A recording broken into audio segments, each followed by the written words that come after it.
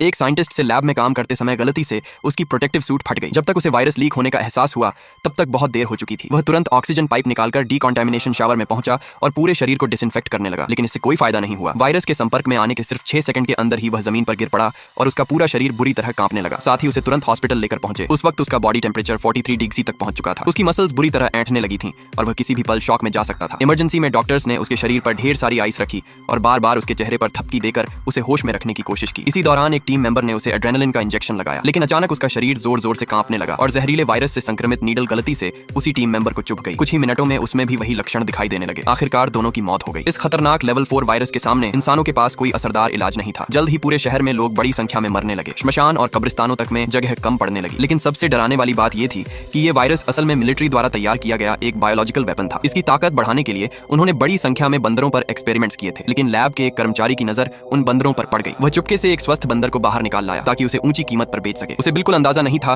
कि वह कितनी बड़ी गलती कर रहा है। अगले ही पल बंदर ने उसके चेहरे पर थूक दिया। उसने इसे मामूली बात समझकर नजरअंदाज कर दिया और बंदर को बेचने के लिए एक पेट शॉप पहुंच गया। लेकिन जब शॉप ओनर बंदर को देख रहा था तभी बंदर ने उसे भी खरोंच मार दी। गुस्से में आकर शॉप ओनर ने बंदर खरीदने से मना कर दिया। मजबूरी में उस आदमी ने बंदर को जंगल में छोड़ दिया। इसके बाद वह फ्लाइट से वापस लौटने लगा, लेकिन सफर के दौरान उसे अचानक तेज कमजोरी महसूस होने लगी और बार बार नींद आने लगी। उसे लगा शायद तबीयत खराब है, इसलिए उसने इस पर ध्यान नहीं दिया। एयरपोर्ट से निकलते ही वह सबसे पहले अपनी गर्लफ्रेंड से मिला। दोनों गले मिले और उसी पल वायरस उसके शरीर में भी पहुंच गया। उधर पेट शॉप का ओनर भी अचानक बीमार होकर गिर पड़ा। देखते ही देखते वायरस पूरे शहर में तेजी से फैलने लगा। लेकिन अब सबसे बड़ा सवाल ये था, अपने बायोलॉजिकल वेपन का राज छिपाने के लिए मिलिट्री आखिर क्या कदम उठाने वाली थी।